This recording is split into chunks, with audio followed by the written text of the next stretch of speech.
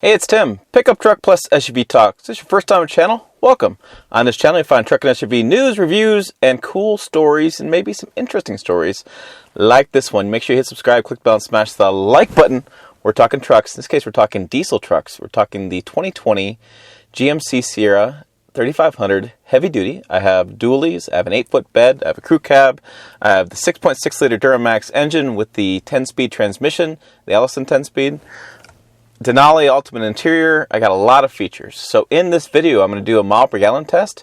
I'm going to go ahead and I got to go to the farm and get a trailer. It's going to be kind of comical. It's not the trailer you're thinking of, but I need to bring this trailer in. So I'm going to go get the trailer. And while I do that, I'm going to stop at the fuel station to get some diesel. I'm going to top up the tank. I'll reset the mile per gallon. We'll drive to the country, get the trailer, drive back, and I'll do see what the fuel economy is, see how much it matches the computer numbers. And then I thought for interest's sake, I should say better, let's go ahead and go to Fueling.com, and I'll pull up the numbers for like the 2006 Duramax before the DEF system gets involved, the emission system gets involved. And maybe I'll pull up like 12 and 13, kind of go through the numbers, and we'll kind of compare mile per gallon from, well, pre-emissions to now after emissions, but with the new 10-speed and the new Allison, or new Duramax diesel engine. So, you know, these engines are much more advanced than the older engines, but they have emissions. So let's take a look at whether or not they've become more fuel efficient or if they're worse fuel efficient. And I'll do some comparisons on torque and horsepower too. And that way, well, you guys have a lot of stuff to argue about, because I know you will. So let's go and get started. I'm going to run to the fuel station, get some more gas or diesel for this, and then we'll load up, go to the farm and get that and come back. And in the meantime, last night we had this really amazing sunset, and so I grabbed my phone real fast with the camera, ran outside with the truck, and I did a walk around in the exterior, and I'll go ahead and play that next while I drive it. You're going to like it. It was really pretty last night.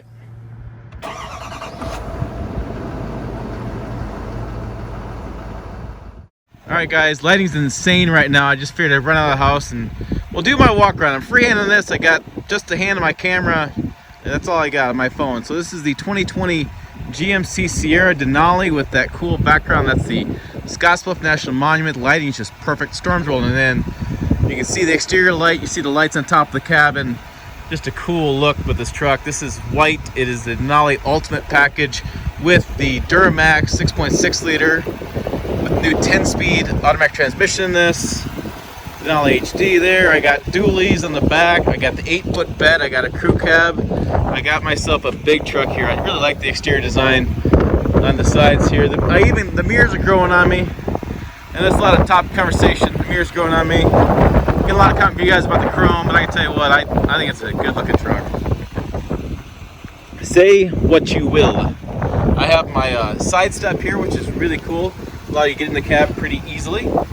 It's insane. As far as short guys need that. That's what that was I'm trying to get to. Sorry, the lighting is like, look at that. It's amazing. Anyways, back over here on the business end of the truck, we got the multi-position tailgate. This drops just this part here. That drops the other part, comes all the way down. Got some hookups there. Got the big diesel exhaust. I also have the steps for the bed here, and this is bigger this year, so it's a bigger step in there, so you can get in out pretty easily, even with the steel toe boot. So again, this drops this. I'm trying to do this one hand. Comes down. This can come up if you want to. There you go. If you need to hold like more stuff in the bed, that goes down, and then you can just drop the whole thing, which is just a cool, if you haven't seen this bed yet, multi-function tailgate, pretty easy to use. Wife and I put some stuff in here. What's cool about it is you can press the button again, that drops down, press the button again, that drops down. You can get some kicker speakers back there too, waterproof kicker speakers. I have a chisel light up there. I don't know why it's not on. I have some lighting here. I must have to hit the light in the bed, which I can do inside the cabin, but this is a handle, helps you get in the back of the bed too. There you go. Exterior walk around this Denali 2020. Yeah, just a beast of a truck. All right, here we go. One more shot of the light, of the cool color, the sun setting. There you go. How's that? Pretty cool. All right, here we go. Here we got some diesel here. I have a cap, not capless, surprising me. Most people are going capless these days. Kind of interesting. 252 $2.9 a gallon. This is from Sinclair. So we'll fill up with our I don't care. No, we'll fill up at Sinclair, and we'll see how many gallons we're gonna put in here. I had them delivered at 3/4 full, so shouldn't need that much diesel fuel.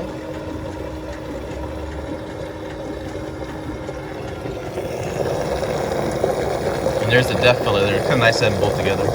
Although I don't at this station have a DEF hookup here either, so you have to add it yourself. Sometimes they're adding these now at diesel stations. We have a DEF and you have diesel together, so you just combo both. And oh, wear your gloves. Diesel's always smelly. I always wear gloves when I get diesel. Now this is better. Like I went to the gas station, I skipped the truck stop.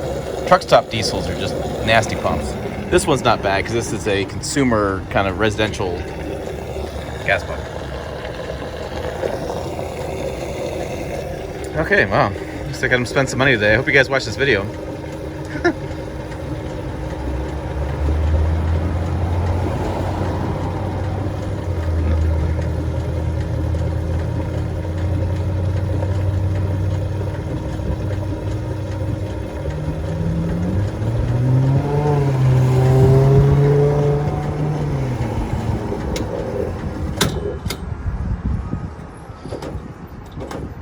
There we go. It's a full take, 16 gallons, almost 17 gallons.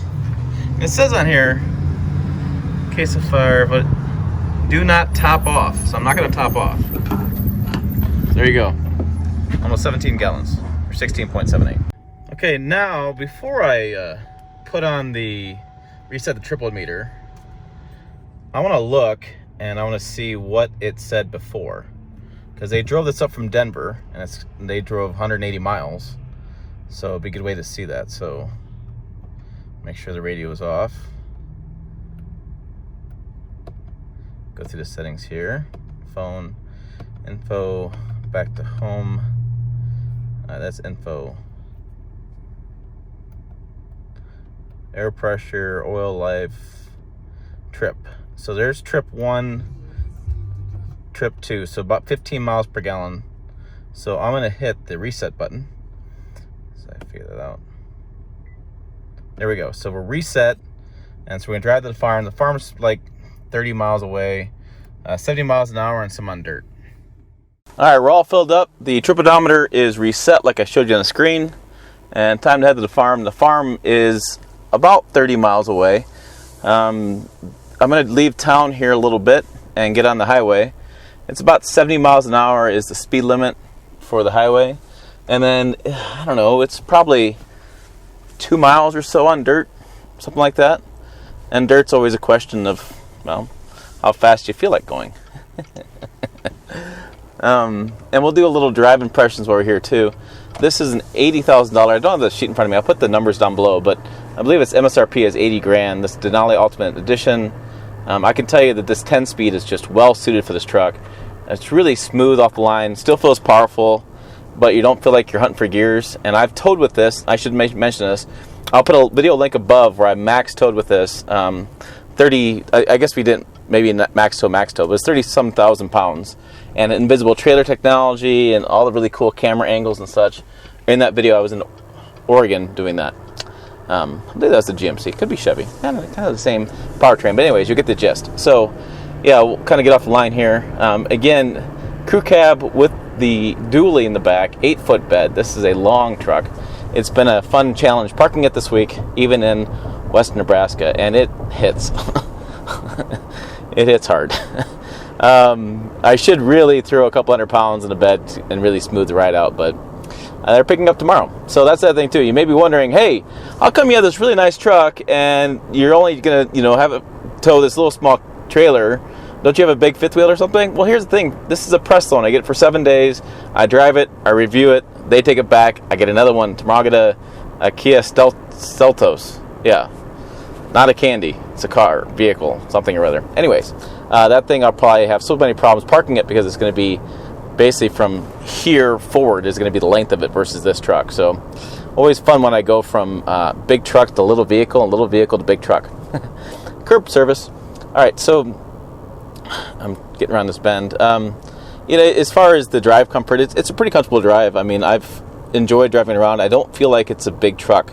I've said this for a while, and I guess I'll continue to say it. If you haven't driven one of these in a while, the way they have set up the handling, the way they've set up the steering, the way they have set up the mechanicals on this truck, it drives one class lower. So, a 1 ton of 10 years ago, was really a rough riding big truck. These days, this 1 ton drives like a 3/4 ton used to, and a 3/4 ton drives like a half ton used to. Half ton drives like an SUV does today. And so everything has really improved throughout the years. Oh, we got behind a tractor because Western Nebraska. So everything's really improved as far as the drive comfort and how easy they are to drive, how easy they are to pilot, for better word. You're not struggling so much, and much more relaxed. I got the nice leather seats in here. I have heated seats, cooled seats. I got the heated steering wheel. I got all sorts of bells and whistles inside. And I'll do a quick little B-roll here of the interior. You can kind of see the interior layout. They have made some changes to the interior, even though it doesn't look like they've made many changes. They have made some. I can tell you, though, it just doesn't hit the bill for me for $80,000.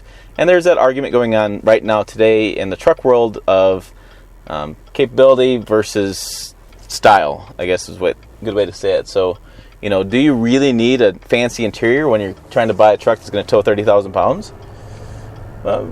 Maybe you just don't need that. Maybe you just want to focus on what the truck can do. Fair argument there. The other side of the equation is you're going to spend hours and hours and hours inside this truck. Don't you want an interior that's really nice to look at and something that's really appealing to you? Kind of argument there going on. For my vote, I think the Ram trucks have a really good interior, and I think that's really what's changed now is that the interior of the Ram was so good. This is kind of, I don't know what we're waiting for here, folks. The tractor is holding people up, but there's room to pass. So I think, like I said, overall, I think the interior could be better, but again, that's being a little picky about what's going on right now in the market. It's just a reaction to the marketplace. We'll get on the throttle here. Man, again, plenty of power. I really like the power output. I'll put the numbers down below because I don't remember them off the top of my head. I know they're not like the 1,000 foot-pounds of torque that Ram has and the 1,050 foot-pounds of torque that Ford has come out with, but I can tell you that, my goodness, I think this is 910 would be, I guess, top of my head on torque. And once you get above that number, I mean, it's insane to even think about having a truck with that much torque. 5 years ago, the 1 tons had like 500 foot-pounds of torque, and now we're like double that. Insane. Oh, a little half-ton Ram behind me. Thought he might pass, but not the case. So that's 60. That's 70. So yeah, just a really smooth powertrain, lots of power. 1 ton dually on the rough roads. Yeah, loaded down, this thing's a lot smoother. It's unloaded. Alright, so there you go. There is 70 miles an hour. I'm going to turn the camera off here, and then when we get on the dirt, I will turn it on for dirt. Oh, I want to say one more thing.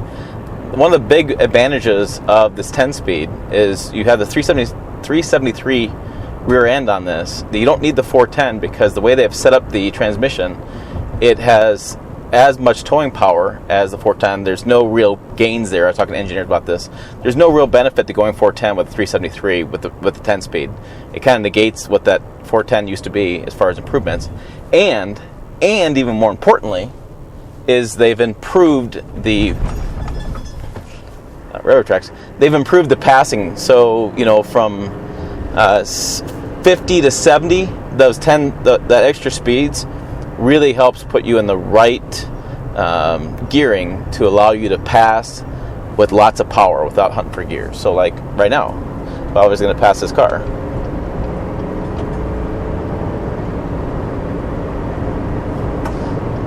I mean, that's sports car quick. Well, no, it's not sports car quick, but that's pretty darn quick for a 1-ton truck. All right, again, my thread is going to hold. I'm going to turn this off because I got to focus on staying in the lanes here, and we'll get on dirt, and I'll turn it back on. We'll get to the dirt road, but we got, I think we got 20 miles to go for the dirt, and I'm doing 70 miles an hour in a 70 mile an hour, speed limit. That's the speed limit out here in Western Nebraska. and I got heads-up display telling me that I am at two-wheel drive and 0% incline, 0% back and forth incline. So I am gonna put the cruise on and we're gonna roll. Alright, for those wondering, that's the heads-up display.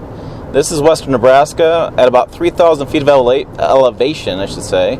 And we're kind of going up some rolling hills, so it's not entirely flat, and we're not at like mile-high level, but we're not on like sea level by any means of flat, no rolling hills kind of situation. So there you go. That's kind of the road conditions. You can see the way the pavement is, see the heads-up display, and yeah, all that good stuff. All right, we've made it on to the dirt road, and a few washboards here and there. But I imagine this will ride better than it did on some of the pavement, just because there's more give on a dirt road and less harshness of hitting. Yeah, more give on a dirt road. So pretty comfortable drive out here. Again, it's not very long. I could see this being a really comfortable drive for long distances as you get used to it. I mean, it does hit pretty hard on certain aspects, but it is a one-ton dually, so very specific truck for a specific task that is towing something, and so loaded down, again, to beat a dead horse. It's a lot different scenario. But it steers really straight down the road. I mean, very little input on the steering wheel, and it just holds the line and goes straight down the road. Just smooth. No concern there. Don't have to fight it at all. Even with, I've driven this with the wind a little bit outside, and even in the wind, it's not a big deal. Just foot down and go. So we got, a couple miles to get to the farm now. You can kind of see the dirt's flying up behind me, so this truck will not be white any longer. It'll be a shade of caramel with the dirt on the side of it. So let me go and get the farm. The computer tells me my update is 15.3 miles, and I've gone 20 miles. So that was pretty accurate, but I was kind of telling you how far the farm was. So let's get over there, and we'll check it out. I'm doing 56 miles an hour down the dirt road, and yeah, it's pretty smooth through it as far as a dually on dirt. So, all right, let's get the farm, load up that trailer.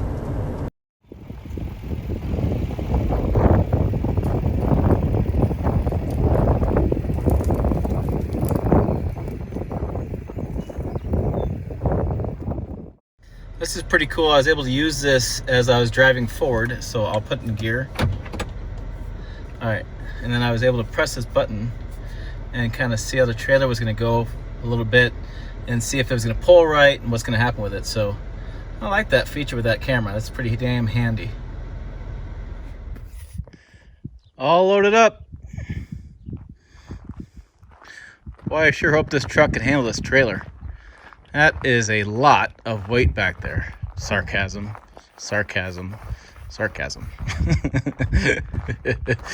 Everybody needs a little utility trailer. Hauling rocks or landscape or firewood.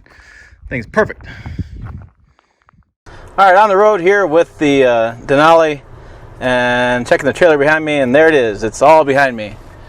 And we kind of went in a ditch a little bit, but I think everything's fine. I kind of was messing around. So don't mess around when you're driving. This is your public safety announcement. No screwing around. But four-wheel drive low, and climbed right out of the ditch. So check the truck out when I get home. May have to file an accident report. Sorry about that, GMC. Just kind of lost control of the wheel. So, challenge of filming and doing this all at the same time. Sometimes things happen. Anyways, driving back to Nebraska. So that's Nebraska, that's Wyoming. Driving back home. 24.9 is my distance in miles. I got my little utility trailer behind me. I'm going to move some rock this week with it, so I need to get that trailer.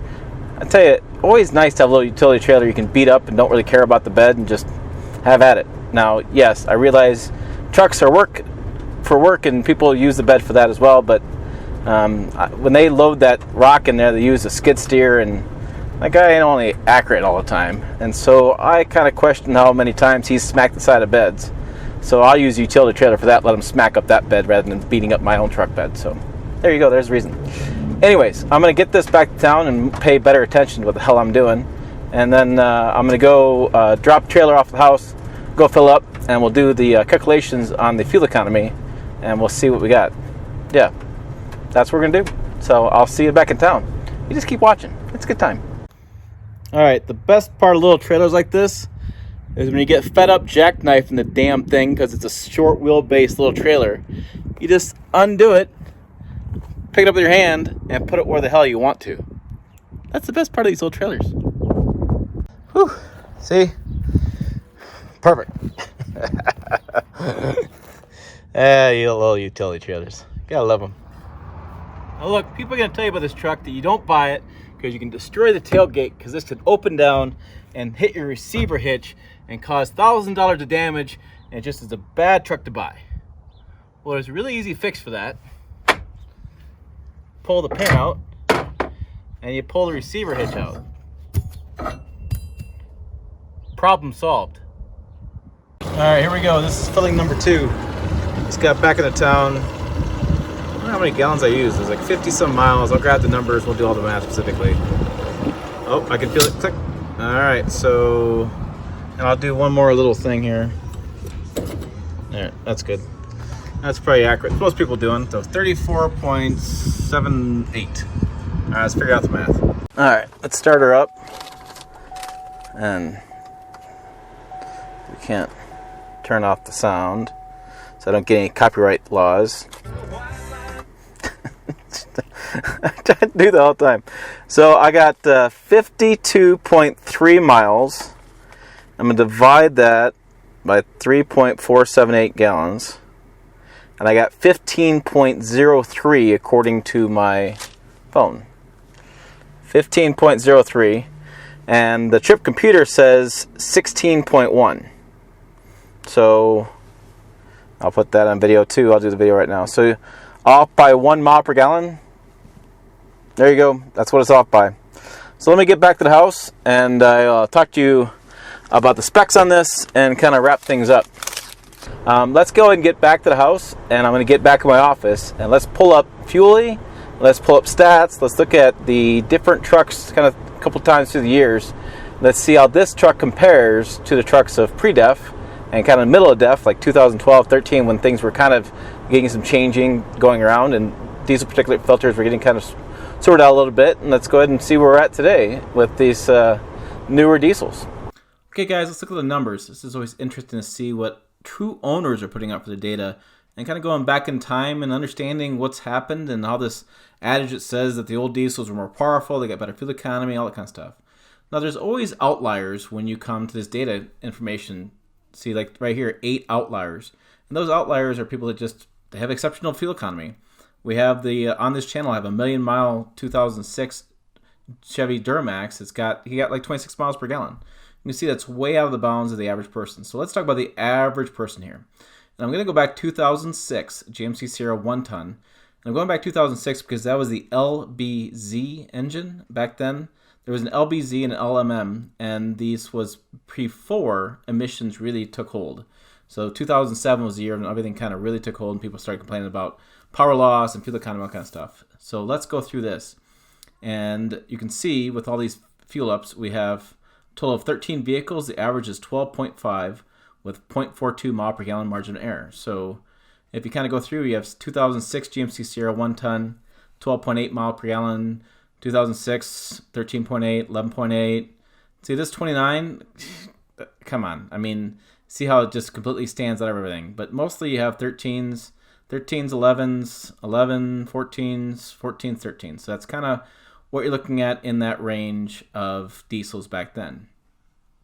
When you kind of move forward and you go to this other chart, which I was able to find kind of grouping together by year, you see 2007, 2008 was about the same. I know many owners in 2008 saw some power loss, they saw some fuel economy loss, and they went ahead and did the federally illegal thing of deleting off their emissions equipment.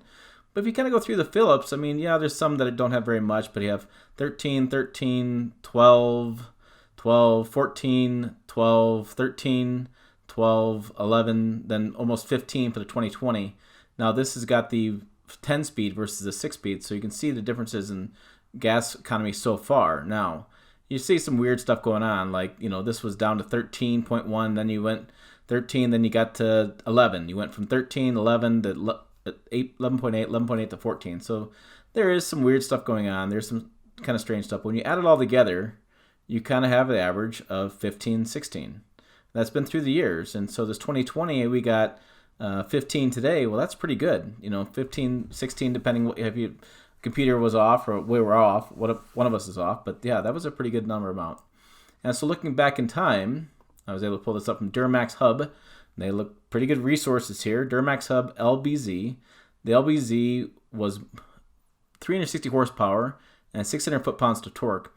So the LLY is the one that has the emissions. The LBZ is nearly identical to 2006 model LLY.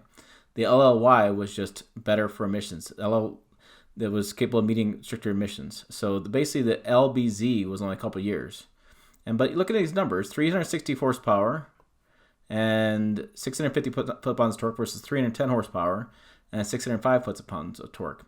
When you go to LML, which is the next in the model year sequence, I may have skipped one there, but kind of moving along to 2011 when the LML came out, you have 397 horsepower and 765 foot-pounds of torque. So you've gone up quite a bit, right? You've gone from 650 to 765. Horsepower stayed about the same, 30 more horsepower or so. When you get the L5P, which is what we're at currently, came out in 2007 and replaced the LML.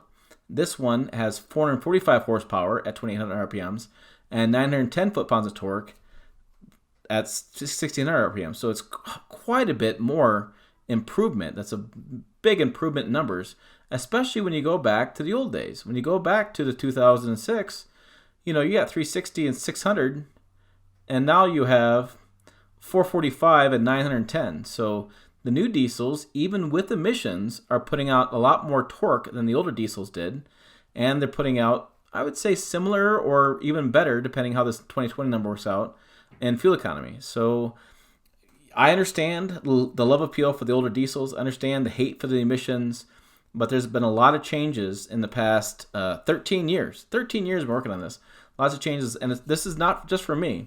If you remember, on this channel, said that diesels have changed dramatically over the years. They have gone better, and then they sloped down a little bit. There were some challenges between 07 and 8, 9, 10, 11, 12 in that range when DF was put in, the diesel particulate filter was put in. I'll link to the interview above, and you can hear from an expert who has a lot more experience than I do, so keep your comments to yourself on that. But he will tell you about his experience in almost like 30 years now working with diesels and where they're at today. So there you go. There is my thoughts on the 2020 GMC Sierra 3500 heavy duty. There are my thoughts on whether the old diesels are better than new diesels or old diesels better than other diesels or what the heck's going on with the diesels. We had that expert who talked about diesels, and I'll put a link above, who's had 30 years of working on engineering with diesels. He's done everything from way back in the early 1990s all the way through to today. He will talk in this interview about how the challenges have been when emissions came in and how they all had challenges. All automakers had challenges getting the DEF to work, with the DPF to work, with the filters to work, things that happen. And so watch the interview. It made a lot of changes and it made a lot of sense that things have evolved and that gotten better. And there's my thoughts then on the 2020 GMC Sierra 3500 heavy duty with a dually. Again, it's a great truck. I really enjoyed driving it, and I got pretty good fuel economy numbers driving back and forth to the farm. So that's real world fuel economy numbers I had. I did tow with it. I'll link to that video above, and you can see those numbers there. Towing was between 8 to 10 mile per gallon. That's kind of your towing numbers. Now, there's going to be people going to say, well, this diesel's 13 years older than my truck. It should get better fuel economy. Remember that in the heavy-duty segment, fuel economy isn't one of the top customer priorities. It's power, it's passing power, it's towing capacity. Those are the big priorities. So fuel economy isn't really that big of a thing for most buyers. If you're going to buy that truck out there and you spend $80,000 on it, I don't think you're really worried about 1 more mile per gallon, because typically you are vacationing, you're hauling ranching, you're doing commercial work, and you need the truck to perform, not be a Prius. So there you go. I hope you enjoyed that video review. And like I said, give me your comments below. Let me have it.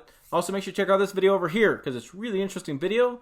And make sure you check us out on pickuptrucktalk.com. I put that down below, and the social media is right there. Always a good time. Come and find us. Trust me, you're going to enjoy it. As always, thanks for watching. I'll see you down the road.